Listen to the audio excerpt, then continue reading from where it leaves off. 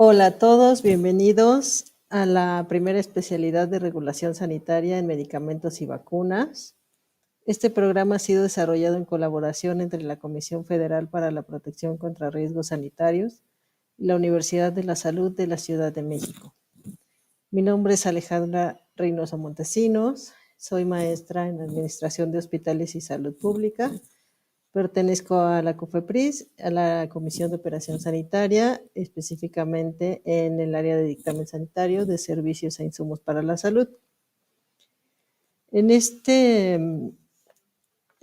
parte del módulo estamos abordando los temas relacionados a derechos humanos. Están en el tema de vinculación internacional porque de alguna manera se han venido desarrollando a través de instrumentos internacionales y después ya se han positivizado en nuestro país a través de integrarlos a nuestros documentos legales. Entonces, voy a dar paso a una breve introducción. Se les han dejado algunos materiales y algunos videos para que los puedan revisar en cualquier momento. La intención de esta sección de los temas de derechos humanos es identificar la importancia de la protección a la salud como un derecho humano, pasando por un breve recorrido de cómo surgen y qué son los derechos humanos. Entonces, de acuerdo a la Comisión Nacional de Derechos Humanos, que es un órgano rector aquí en nuestro país en este tema, son en conjunto de prerrogativas sustentadas en la dignidad humana, cuya realización efectiva resulta indispensable para el desarrollo integral de la persona. ¿Qué quiere decir? Son todos estos bienes básicos, todos estos derechos sin los que una persona no podría desarrollarse satisfactoriamente. Entonces, por eso se toma como algo que da sustento a la dignidad humana como de las personas. Entonces tenemos en los derechos humanos algunas características, se les han conferido algunas características para definirlos. Una de ellas es que son inherentes e indivisibles, es decir, sin distinción de ningún tipo hacia ninguna persona, raza, nacionalidad, color de piel, preferencia sexual, ninguna condición hace que algún ser humano pueda privarse de sus derechos. Por el simple hecho de ser una persona humana, tenemos todos estos mismos derechos. Son interrelacionados e interdependientes porque los derechos no pueden, un derecho no puede ser que un derecho prive a una persona de gozar de otros derechos. Por ejemplo, el derecho a la vivienda, el derecho a la salud, el derecho a la alimentación, a la educación. Si uno de estos derechos no se garantiza para un individuo, puede ser que sus otros derechos también se vean afectados. Entonces, por eso se habla de que son interrelacionados e interdependientes, porque el que todos estén bien sustentados hace que los demás también, que una persona pueda gozar también de estos derechos.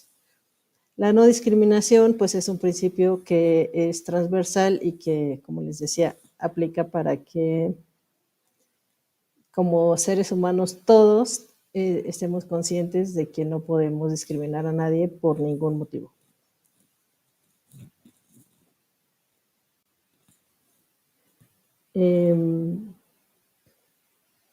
Bueno, entonces existe un deber de promover y proteger los derechos humanos. Por un lado, es el deber de todos los ciudadanos el respeto de los derechos humanos de cada persona.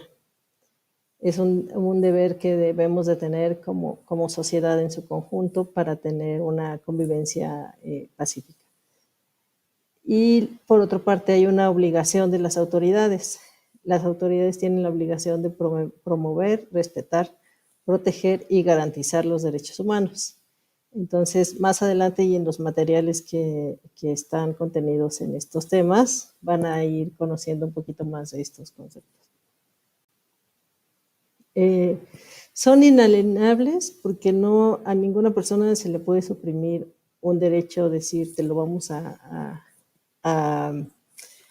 alguna persona no se puede desprender de sus derechos, salvo en algunas condiciones muy especiales contenidas en la Constitución. Y reiterando que el principio de igualdad y no discriminación es un eje rector para el ejercicio de todos los derechos.